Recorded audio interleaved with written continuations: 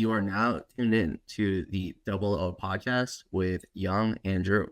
This is the inaugural episode where we're basically launching our podcast. So thank you for tuning in.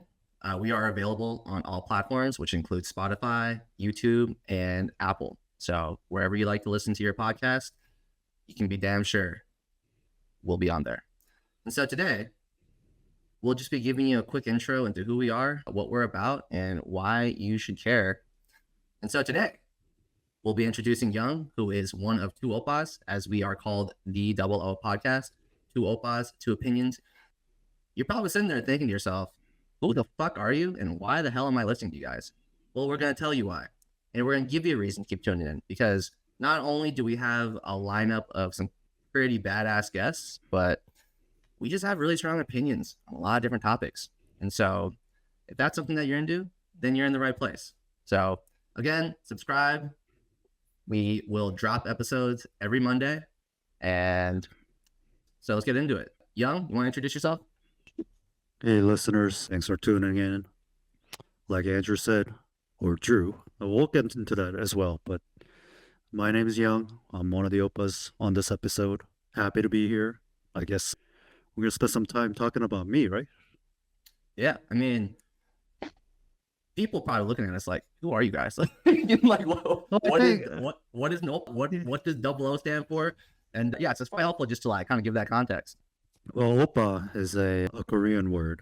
Since we're both Koreans, we decided to use that term. It's a term to indicate an older brother from a female perspective. So if you're Korean, I mean, I don't have to explain to you what it means. There's a different way to skin a cat, so they say, about what actually the word oppa means to a lot of people. And we'll probably get into that in a later episode as well, but it's just the term that we love or we're used to, and that's what we're going to call ourselves here. So just keep tuning in. We're in, like Andrew said, we're gonna spend a lot of time talking about our opinions on all kinds of things. And these are probably some of our most favorite topics, current events, and just anything and everything that comes to our mind. So as you listen in, hopefully that is something you're interested in, and hopefully we make it interesting enough for you to keep tuning in. But if there's something you want us to talk about, just listen in, tune in, let us know. We'll get some feedback loop going so that we can take all those opinions of our listeners, pun intended, and then incorporate that back into our episodes. So with that said, man, Young, let's start from the beginning. I mean, from my understanding, you weren't actually born in Seattle, which, by the way, we're both from Seattle. We don't live there anymore, but that's actually where we met. So let's start there. Where are you from? So I was born in Korea, as you can imagine. I won't reveal the years. We don't talk about ages here, but let's just say distant time ago, I was born in Korea. Lived there during my adolescence, pretty much all up until the elementary years. So I moved to the States, or specifically to the Seattle area, when I was 11 and a half. Kind of taking it back, we moved here in December. So the biggest reason we moved was because my dad had his software business back in Korea. So he was an engineer, started his own company, wanted to expand to the US. To this day, I'm not sure why he picked Seattle, because he was collaborating with a US-based company in Philadelphia. So not sure about the choice there, but either way, that's why we came here. So we were scoping out a bunch of different places. Actually, I wasn't involved in the process. You know, as a 12-year-old, you don't really get a say in a lot of family decisions. But I guess my dad and my mom were scoping out some places, and they said Seattle is it. So, you know, in December in Korea is a winter break during the school year, because the school year goes from March to next January instead of here is like September to June. So there's a winter break before the last month of the school year. That's when we came here, stayed here for a couple months, and then we decided to move here in like the February or the March. So basically didn't actually graduate sixth grade and then restarted here the following fall and in September for sixth grade. So, So yeah, that's the origins. so taking a step back real quick, I would imagine just like even from a cultural difference, growing up in Korea is obviously much different than growing up in the States. So, like, just talk to me about the experience of just like growing up in Korea, like up until that point. Because if you moved when you were like 11, I mean, that's still a decent amount of time. You know what I mean? So, if you could elaborate some more on that. Yeah, I mean, at this point, man, I didn't really want to reveal my age, but I have lived here longer than I have lived in Korea at this point. So my sense of like culture, like personality has really turned American. So, but coming here when I was little, obviously like the first year or two, it's just like an adjustment period. And like you can imagine like anybody going to a different country to live and get immersed in that culture is quite shocking. And especially more as a child because you haven't lived long enough to kind of learn the intricacies of life, the nuances and things like that. And you're not mature enough to kind of understand those differences. And like, quite honestly, we knew we were going to be here for about a year.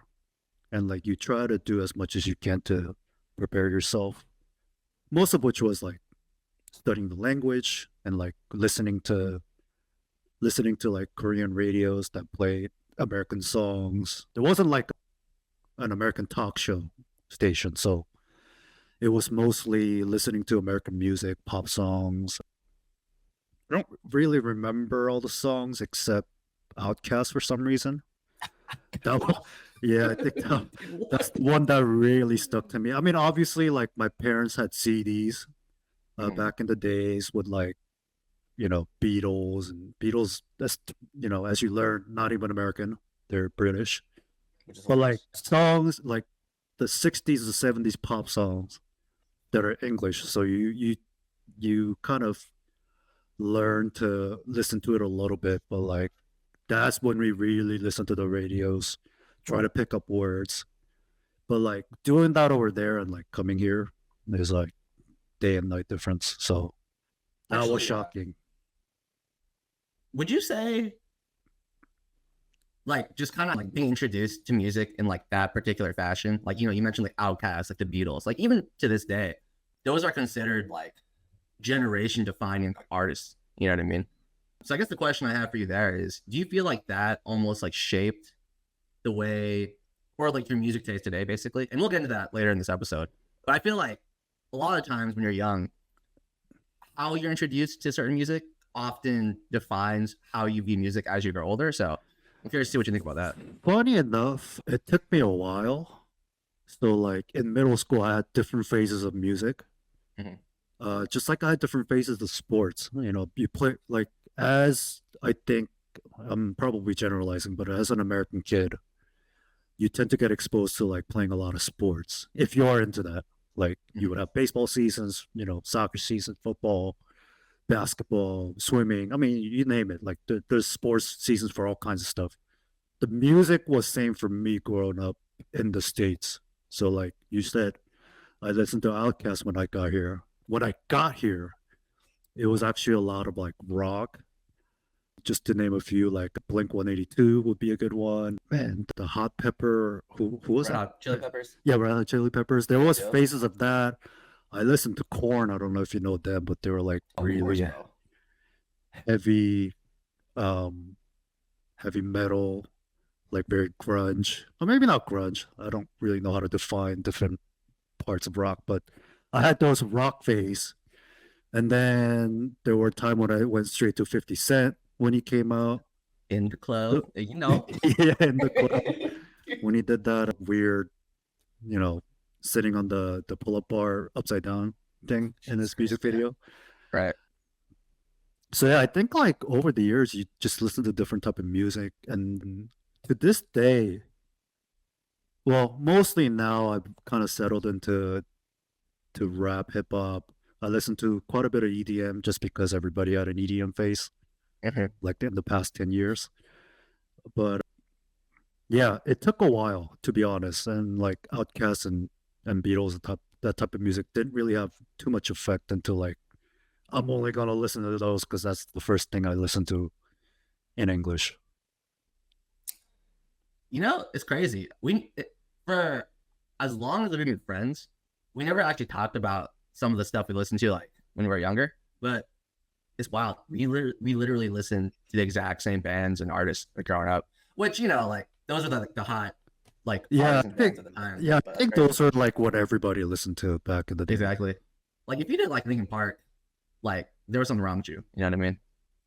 That's dope. So okay, so that was like your kind of like your childhood in Korea, and you mentioned sports. So you're a big sports guy even now. I mean, dude, I talk to you every day, and every time I talk to you, the some form of sports like comes up, whether it's like Champions League, the NBA, NFL. Like, we talk about that shit a lot. So, what sports were you into in Korea, and how did that kind of define the way you view sports today? Um, Man, that's a loaded question. Is a long Um, question. Let's just go in with what sports did you play? We'll go with Yeah, that. yeah, yeah. So in Korea, the first, I mean, I was a very active kid, Mm-hmm. so I just like played outside a lot. But like, you have enough kids you can like kick soccer balls or throw hoops and stuff like that. And then like obviously schools had jungle gyms and things like that, so like you would always play around. But like the first organized sports that I played, I don't know if play is the right word, but I did short track, so speed skating, It's which is like wild. yeah. I would have never fucking what Well, I the mean that's if wait you're what? Korean, if you're familiar with the Korean culture, that's like one of the like the hottest Olympic sports for Korea True. That's a good point. because Right. they have done really well. There's like certain sports like archery and like speed Mm-hmm. skating is one of them. Yeah, my mom sent me those through school, and like you take the bus, and like they have this like giant ice rink that everybody knows is over, and then you take lessons and stuff like that, and then they always had the after practice for like competitive kids. And So a lot of sports, the way it's set up in Korea, it's not really grassroots. It's for the elite competitors. oh, So a little bit different than here, the way things are organized. People say those type of like sports organization is very rooted in kind of the Eastern Bloc method of like producing elite level sports competitors, that makes sense. which is a very interesting concept for a country that was under the US influence. You know, it's funny the way you just described that. You know how in Korea they have like those agencies that will develop like K-pop stars at a very young age. Yeah, that probably takes a very similar format. Just like Right. That's exactly you, what I was thinking you about. either do it really well or you don't do it at all. Exactly. And there's no concept of like recreational sports. I mean, there probably is. There's probably like some club like oriented type of operations within schools. Mm-hmm. But for the most part, it's like if kids play sports at a school, they try to be pretty competitive. Well, I just feel like Korean people in general are just hella competitive. You know what I mean? So it totally makes sense Yeah. the way you're Well, they describing it. also they also are very academic oriented. Mm-hmm. So you don't see a lot of like club sports in high school because everybody's just too busy trying to study and get into school and things like that. Right. And you tend to have those separation of sports and academics. That makes sense. But yeah, So just to kind of finish that thought. So speed skating, I did play soccer later, like later in the elementary, and then for some odd reason, my parents sent me to snowboard in a country that doesn't really really, snow much or have a good facility back. Well, at least back in the day. Now they've had a winter sport, so they have some water sports facilities, but back then it was You go to a mountain in the east side to ski or snowboard, and a lot of the times the weather was cold, but it wasn't cold enough to produce enough snowfall.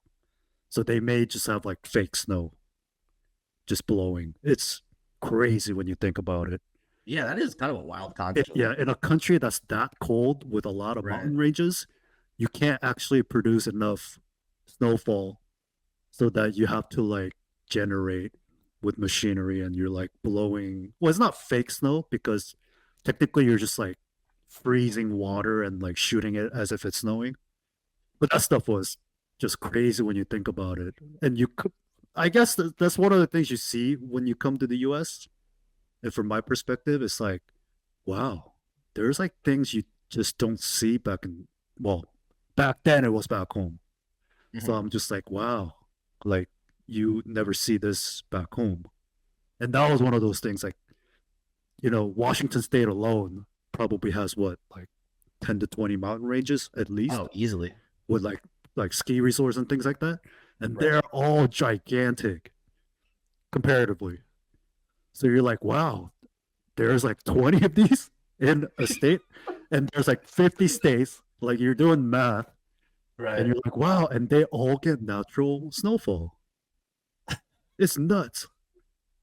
Oh Like, man, there's that's things like so that, funny. or there's other things like Coke is like twice the size, and like you go eat breakfast, and these pancakes are like the size of your palm, and you're like eating three of them. So like there's a lot of things that I saw here that I've never seen before.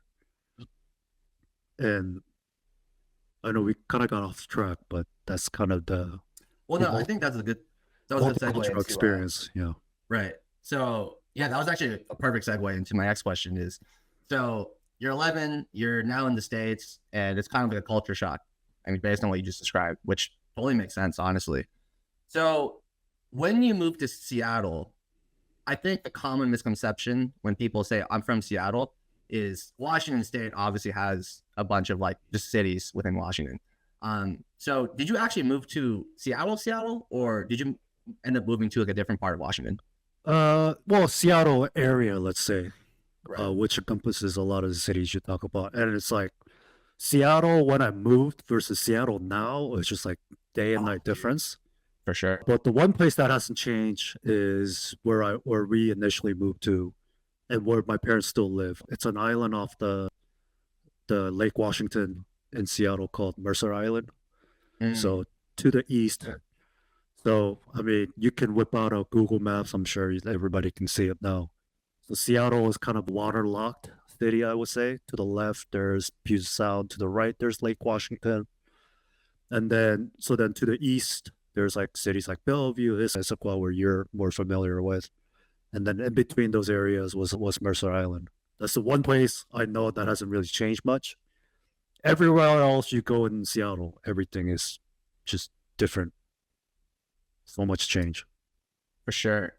So you didn't stay in Mercer Island, right? Like I think you moved to like a We different moved part to of. like Federal Way, which is south of Seattle, Bellevue, which we just talked about. Like my Mhm, parents, to their credit, try to provide us with great life. for sure. The company that my dad started, which was the reason we moved here, folded back a while ago. This was like before the Great Recession, or is it called Great Recession? The one in 2008. Oh no, that was like the big financial crisis, bro. Yeah, I don't remember what the Great Recession is, but anyways. The Great So Recession was like the 30s, bro. no, that's Great Depression. Great Depression. Okay, yeah. I Yeah, heard yeah. depression. I was like, what? No. I said Great Recession. Maybe it's Okay. a different term, but yeah. Dude, I was like, wait, what? Oh shit. Yeah. Anyways, so like the company folded. We've had to move around a lot in between. My parents tried their best to like you know provide for us, start a business, expand by buying real estate. Of course, 2008 comes around. They had to fold everything. Kind of like financial up and down. Pretty much the whole life that I've had in the U.S. With the exception of, well, there was really no exception because you go to college, you're poor.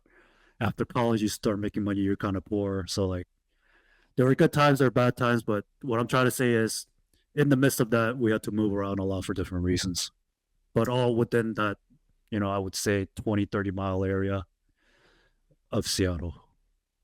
So, question for you there, just knowing what we know now, because, without giving out financial information, one could argue we're doing pretty well for ourselves. Like, I think no matter which way you look at it, you know what I mean?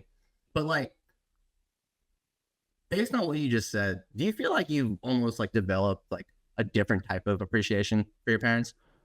I think so, and that's not something I felt when I was younger. So Right. let's say like the teens and even the early 20s, because Sure.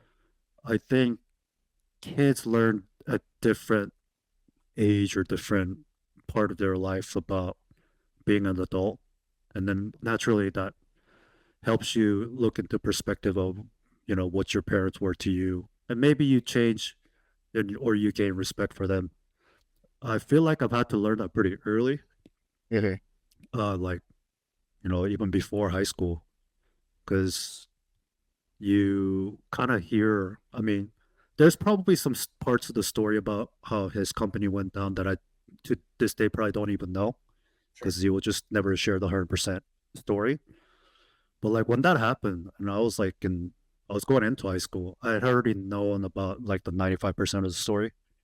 Mm-hmm. So like I've kind of had to grow up in a sense, and like knowing how difficult it is to be the head of the family, in addition to kind of run your own company and the difficulties that you have to deal with. And life isn't a Sure. straight line, it goes up and down. So I've had to learn that a lot. Having said that, I feel like I've always had the respect for my dad for that particular reason. And I guess we'll talk about that in a little bit. But, I'm trying to start my own family. And Hell yeah, you along are. that process right now, I'm starting to see how difficult it is to like, well, if before it was more of like how difficult it is to be a professional and provide for your family. I guess right now I'm like learning to be more respectful for him in the ways of how to manage a family or, you know, be a father. Right. No, I appreciate that sentiment because I actually didn't know that about you. For some reason, when I first met you, I thought you first went to Mercer Island and stayed there. I actually didn't know that you bounced around. So Quite a bit. yeah, I mean, sounds like it, dude. Holy shit.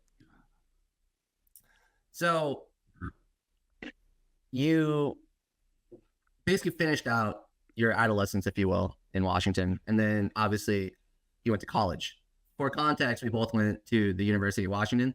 Go Huskies! go Y'all already dogs. know what it is. And even if you look at our logo, it's purple for a reason. Basically, our school color is purple. Yeah. Yep. That's the way to put it. So I actually met you in college. You're a little bit older than me, so we didn't cross paths that often.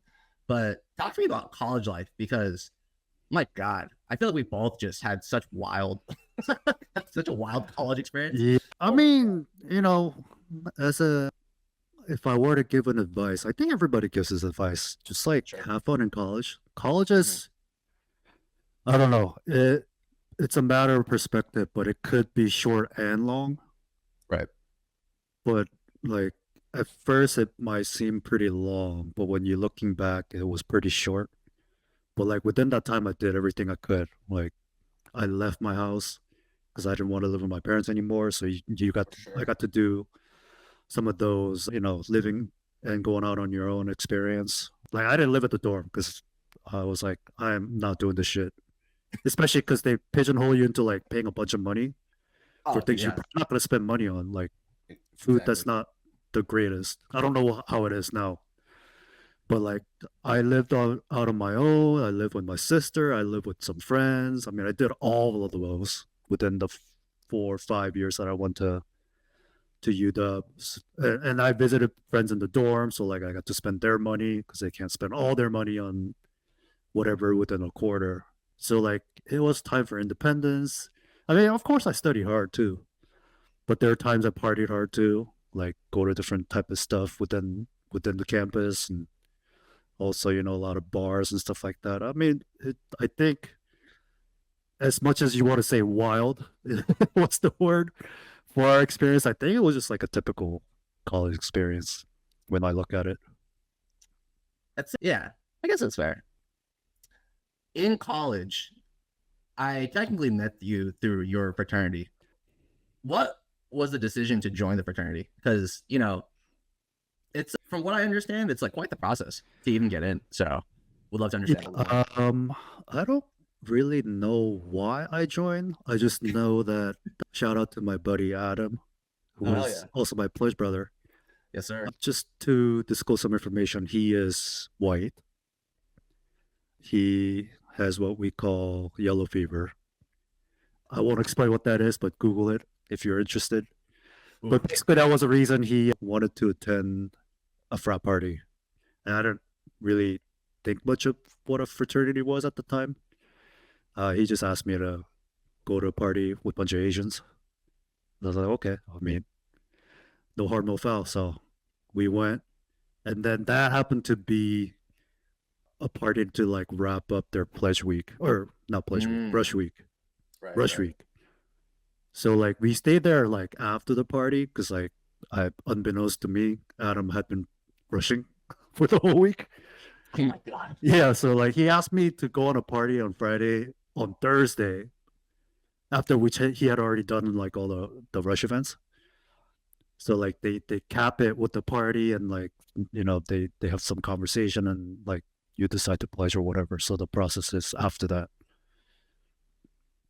So then we go to the party. Party was pretty cool. He wants to stay afterwards. I was like, all right. And then yeah, we just kept drinking with the bros at the house at the time.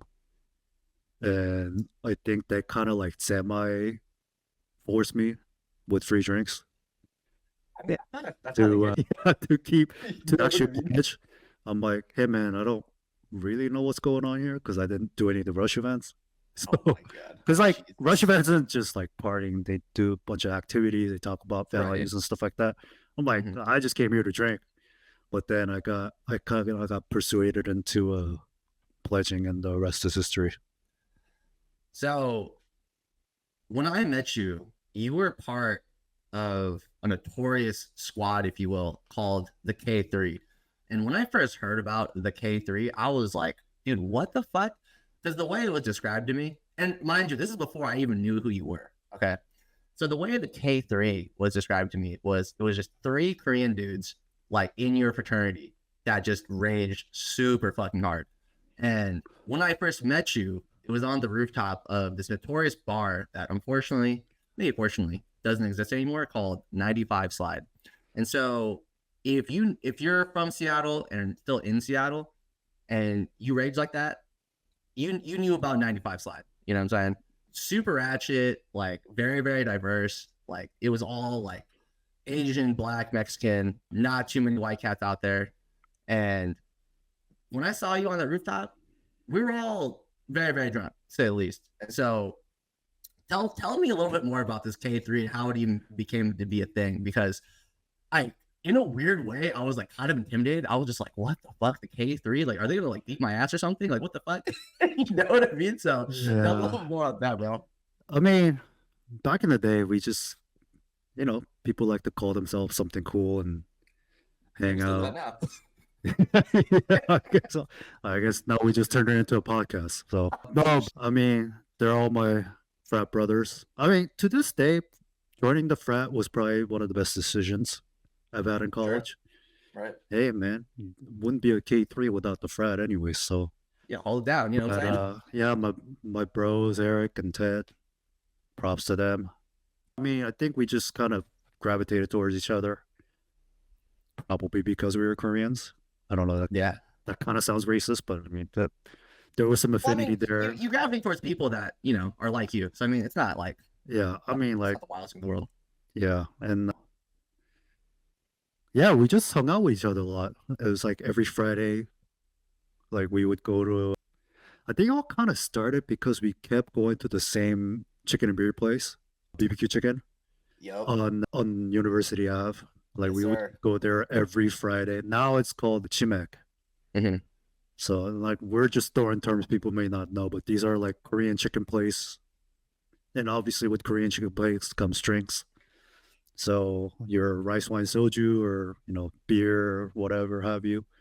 So like, we just go there and like chill. And right when all of us turned like 21 ish, we started going out to the clubs. So like that kind of continued on. They're nice. We just hang out at the bar or the chicken places, or sometimes we go out to the clubs. So like that was pretty much the rest of my weekends in college. Among sporadically I would actually study, but at that point I joined the just kind of going back. I joined the frat a little bit late when I was already in my major and stuff like that. So Mm. I had done most of my academic heavy lifting at that point. It's like I stopped classes in person anyways. I just like download the videos and do the Yeah, lab. But like you have to go to the labs, right? Because you have to right, actually right. make something. I mean, I was in engineering, so like I had to go to the lab and do stuff. But those are like 3 4 a.m. stuff anyways. So it's not like during the day I really do anything. And especially on the weekends, definitely not going to Oh, study if I was studying at 3 4 a.m. during the bro, weekdays. for sure. So yeah, no, I mean we had a lot of fun. Like try to hit on girls and talk about girls and drinking, what to do next week. Obviously, things like EDM happened, and then that was like the next wave of like what we were doing. And like you Yeah. said, in the middle of it, those were the club days. 95 slide. I think my clubs. If we want to get into the clubs in Seattle, at All least right. You know. at least when we were in college, I think it all started in like Belltown, which is like smack in the middle of downtown Seattle. There's a Right. bunch of clubs, bunch of bars, and then everybody gravitated towards Cap Hill or Capitol Hill on the east side of the freeway. I don't know why, but there's like one club that's hot, then everybody goes, and then like a month later there was another club, and then everybody goes there. So like Andrew said, is if you were in Seattle at the time, you don't know 95 slide. My guess is one, you didn't drink. Two, you just turned 20 now, so you're too little. Or Right. three, you're already a grandma at this right now, so you were too old back then. Otherwise, you know the places we're talking about. And what's funny about all the clubs that Young's talking about is it was like packed full of like majority of Asian people. Like, so to be even more specific, all the clubs we used to go to, or even just bars for that matter, it was like I would say 80% Asian people. So that's probably why we were there. Yeah, You know what or I mean? maybe you just picked a time where all the Asians were hanging out. I don't know. I don't know the Also true. science behind it, but yep, that's basically the truth. So you finished up college, and then just to confirm, you majored electrical engineering and computer science, correct?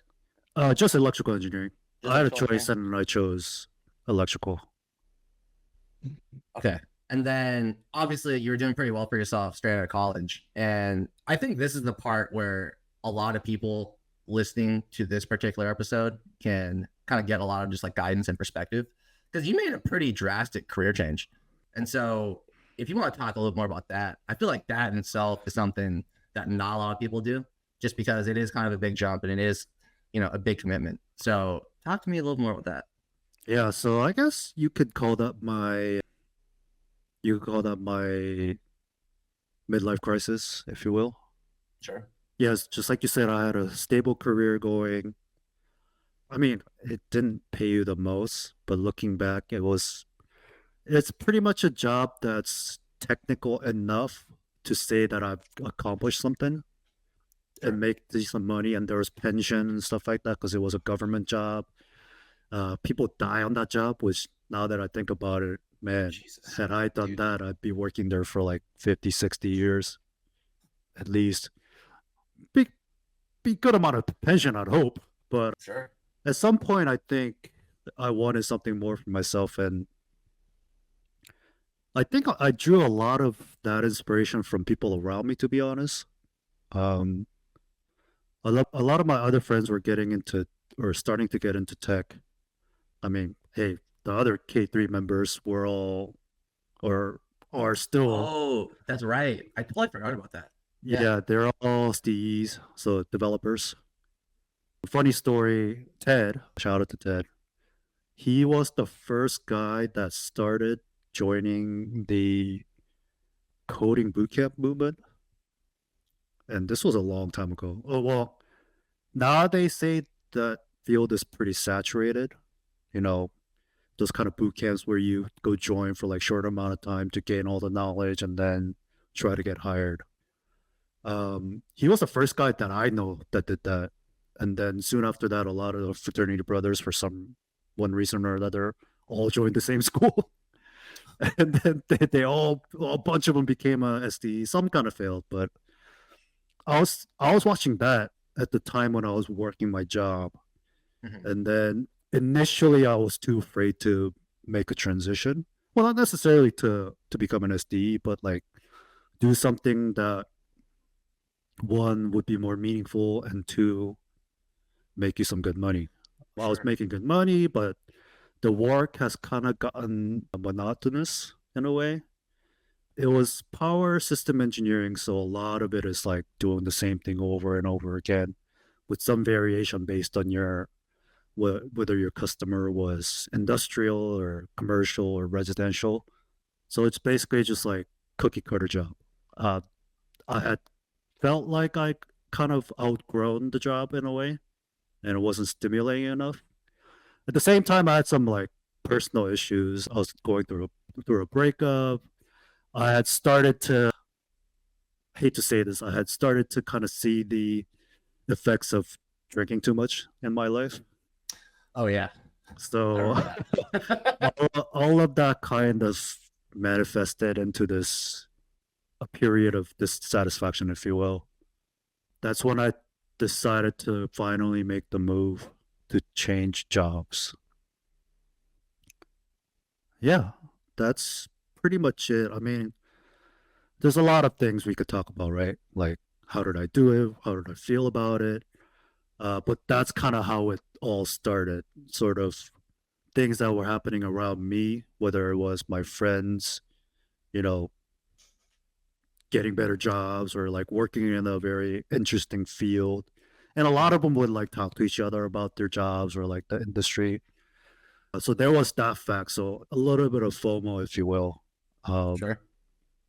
it's like people talk about like startups and you know what series are they in, just to give you a perspective. Well, I'm sitting here working with a government job who's never going to run out of business. So there's some lack of excitement and like Sure. FOMO, if you will, in that perspective. The other was like personal stuff that were changing about me that kind of all came together to make me say, hey, maybe I need a change in life. So Well, that was the big change that came afterwards. ironically, that's when we started like really kicking it. Naturally, just started by us just getting belligerently drunk every weekend, sometimes even on the weekdays. You know what I mean? So the roles that we are in now, if no matter which way you think about it, it is kind of a drastic change. It's a different skill set, if you will, and a lot of people might look at your experience making that career change. What advice would you give to someone that is maybe contemplating making that change? Because to your point, it is daunting, especially if you're already in a position where you have stability.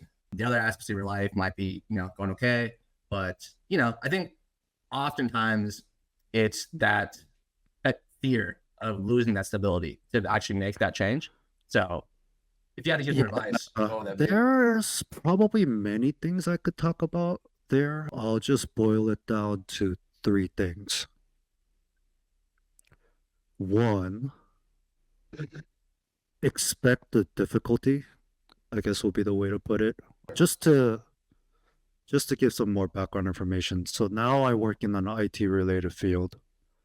Before I was an electrical engineer. So you can kind of see that there's some transferable skills there. I mean, I took classes in college around, you know, computer systems. I actually did some stuff around like chips and manufacturing chips and things like that as an electrical engineer, although that doesn't really transfer too much. But like as a prerequisite to those classes, you had to do some programming classes, Right. system design to some degree. So there's a lot of like engineering skill that gets transferred over. There's other skills that, quite honestly, I didn't really practice. which is the IT part of it. Funny enough, in college, my only job at the university work study was on IT support. But Oh, I actually obviously, didn't know that. like, IT back then, mid 2000s or late 2000s versus now is like drastically different. A Sure. lot of things have shifted to cloud. Back then, you're like managing small data centers for, like, I work for UW Medicine. And the way it was set up is like different department within UW Medicine would have different IT support. It's like you have like pockets of data centers. So it was really hard to learn a lot there, especially since you were like a work study intern. It wasn't a full time job. So like there was some stuff that didn't transfer, and learning about the cloud is obviously a different concept than designing power systems. So there's when you make the transition, you're always gonna have to assume the worst, put your time in. It's not easy. Um, I think if we can like make an analogy, it's gonna be difficult even if you were baking bread, now making pizza, even though they're very similar. Right. There's just so Absolutely. many nuances about making pizza that is more than just making a bread.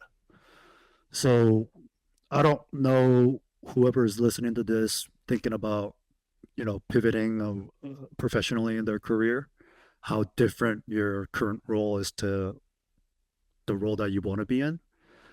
There's gonna be some level of difficulty that you have to make time for, you know.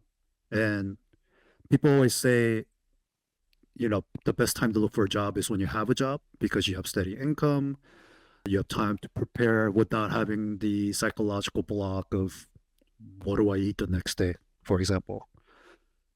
But having said that, I mean, pivoting while you don't have a job is always a possibility. I mean, I had to quit my job to spend time studying and meeting people and things like that.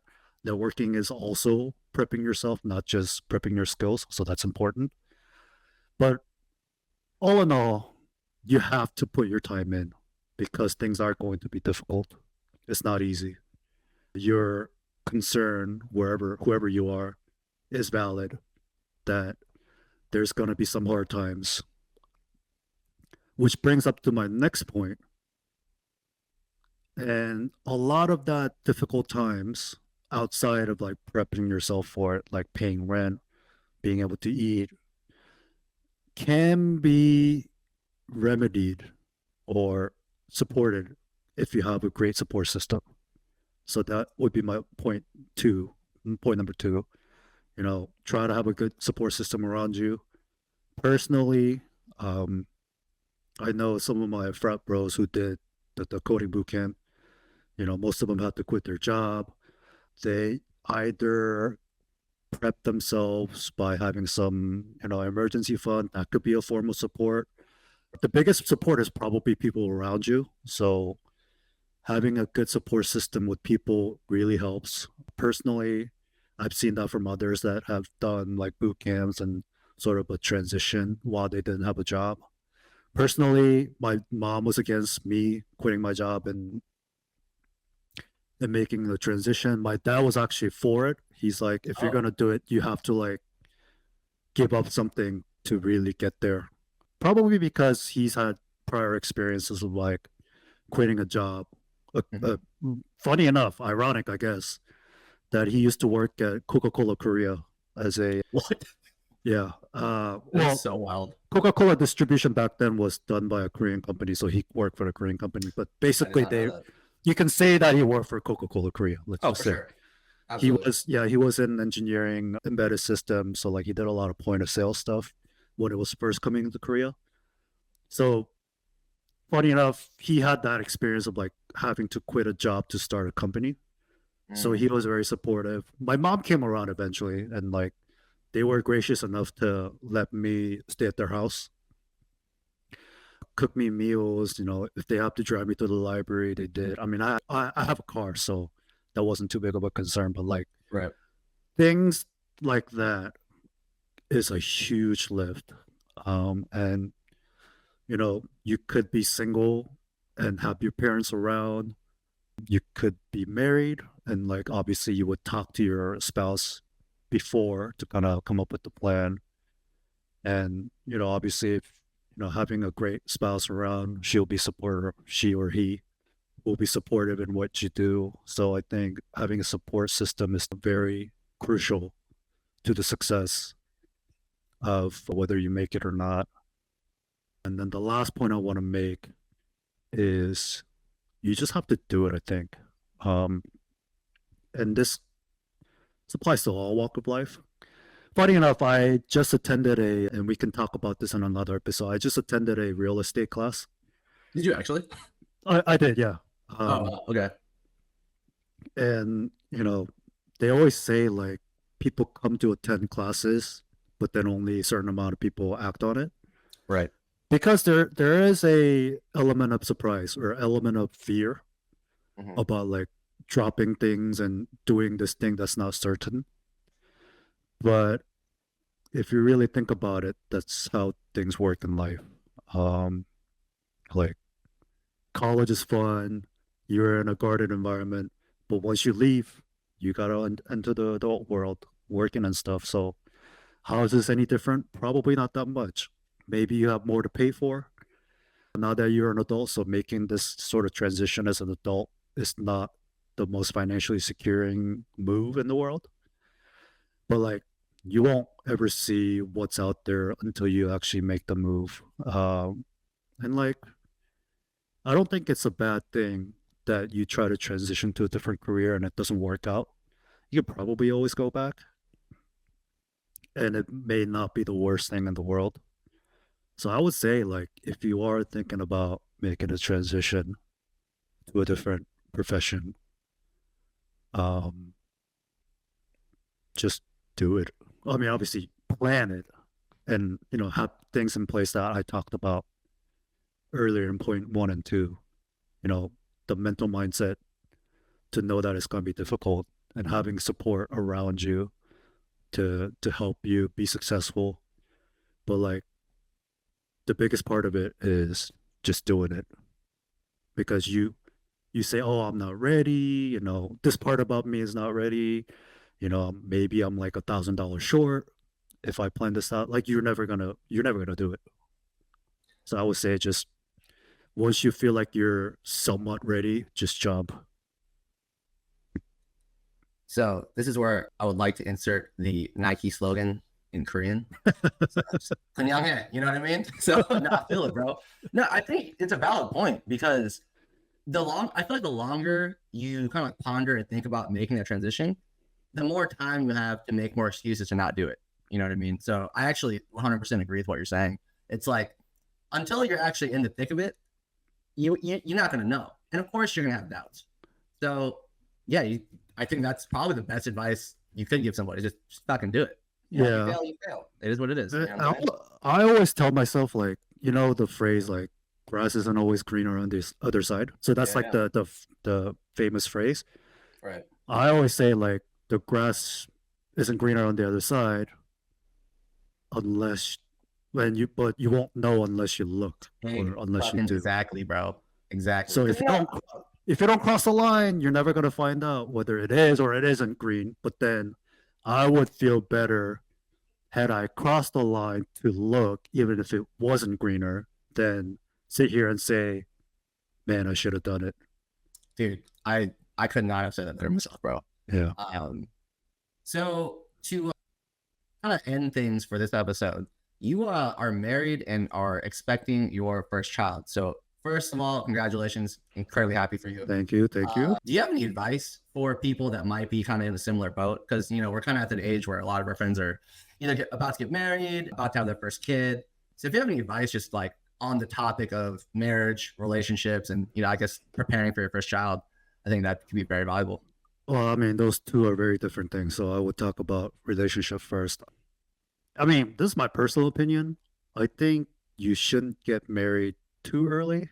I mean, I would agree with that for sure. Honestly, like, there's many different successful cases of people that got married in high school and they're doing just fine. So like, it is probably like a regular bell curve where Most of the people are in the middle. There's some extreme cases and things like that, but like I've learned a lot throughout the years, and I didn't particularly have too many like legit relationship. I think as with a lot of millennials and Gen Zs, actually I don't know what people do these days, but you know, people they're like in the old days, like you woo girl or women, and like you go to dates and like you enter a Right. relationship. Like a lot of that is like really blurry now. Like For what is sure. like are we dating? Like what the hell is dating? Like people have different definition. Um, but I think what I'm trying to say is like try to meet as many people as you can to figure out what you like about somebody and what you don't like about somebody, you know, in a romantic partner.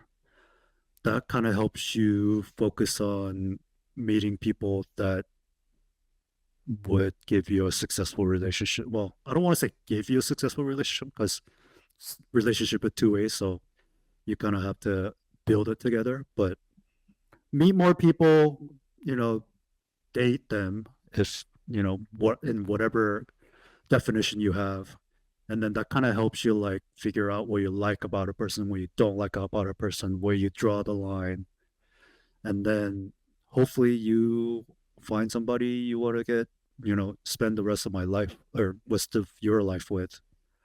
I like in the speaking of the marriage, like I think I've told this my wife before, but Here we go. I don't. Here we go. I, yeah, this might get me in trouble, but no, I don't necessarily believe in like the concept of marriage itself. I think it's like a social construct more than anything. I would agree with that. Because Yeah. like there's just like a lot of like, if you are married, you probably know this. If you don't, there's a lot of things you have to do from a legal perspective, like signing Dude. papers, getting a license. Like we got married in Washington State, but we live in Texas, so then like there's some of that complications.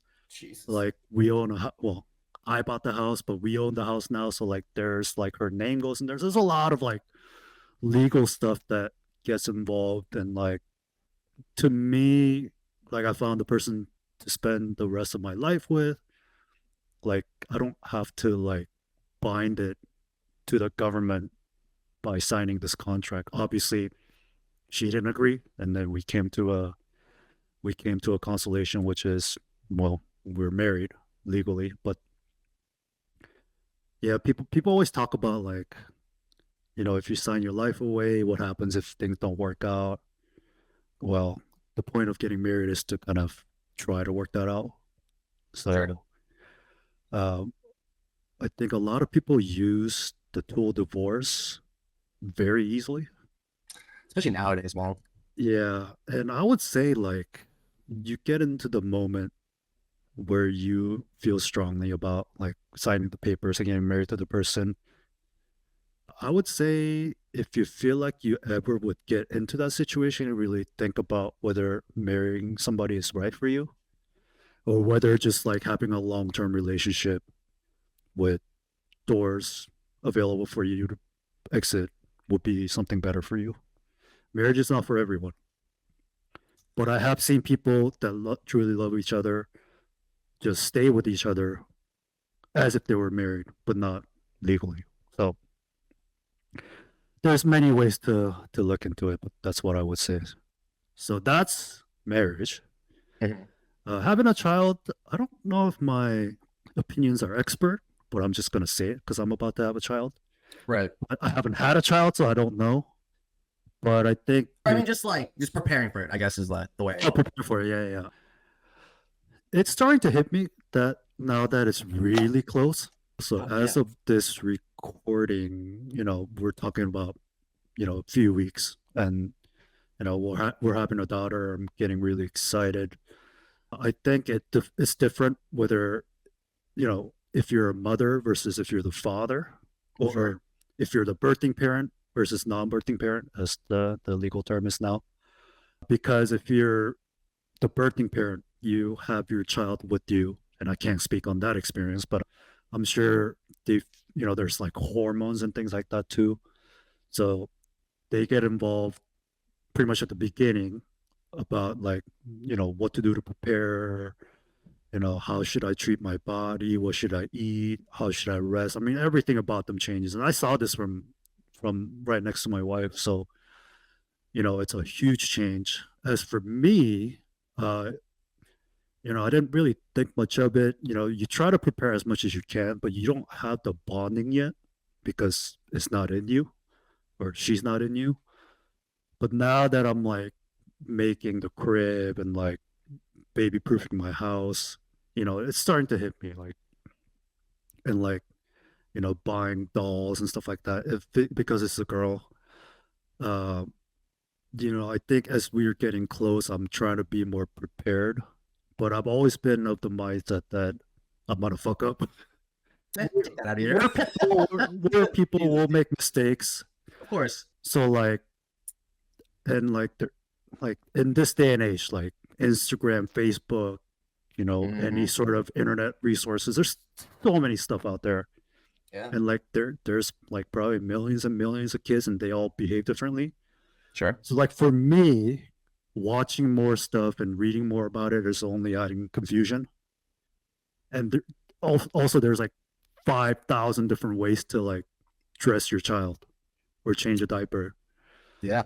So from that sense, I try to like have a clear sponge in a way, and then try to be at least prepared to make mistakes, and then kind of absorb it like a sponge, and then hopefully through practice I'll get better at it. But there's certain things that are pretty standard. Like all kids are gonna get fed every 2 hours and sleep every 2 hours for the first few weeks of their life. That's like pretty much true all across the board. So those sort of things you try to be prepared for. But other things like, are they a sensitive sleeper? How frequently, like, what's the cadence between their meals? Those things could be varying depending on the child. Are their skin sensitive?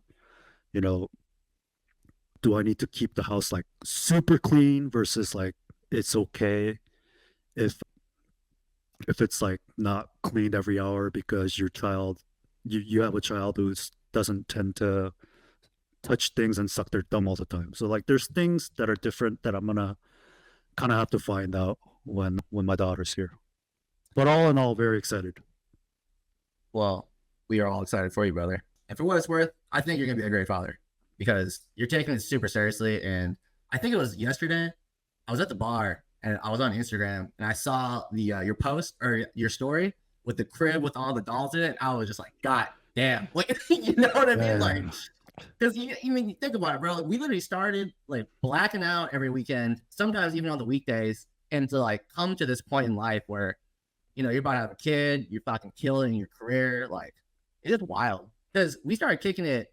What year was that? Like 2018, right? It's about 2018. Somewhere there. So it's been like 5-6 years.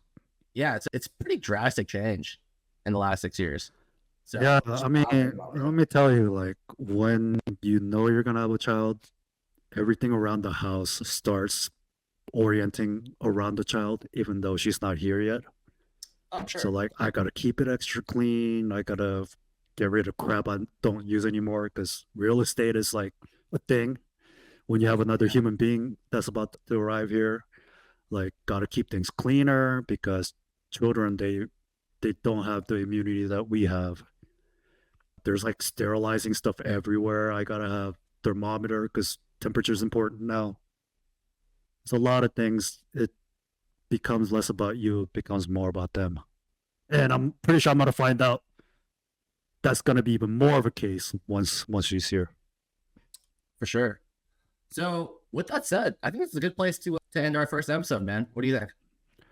Oh, this is perfect. I feel like I talked a lot, so But hey, I wanna make sure on the next episode, speaking of which, we're gonna make sure you talk a lot because on the next episode, we're going to dive deep into Andrew's life the same way that we did my life today. Yes, sir. So, with that said, this is the Double O podcast, and we are available once again on all platforms: Spotify, YouTube, Apple. And if there's other ones that you want us on, let us know. We'll put it on there. We upload every Monday, so make sure you subscribe to get notifications for new episodes. And like Young mentioned earlier in this particular episode, if there are particular topics or themes that you want us to cover, let us know. So all of our socials will be linked at the bottom. And with that said, we're out. Peace. Peace. Until next time.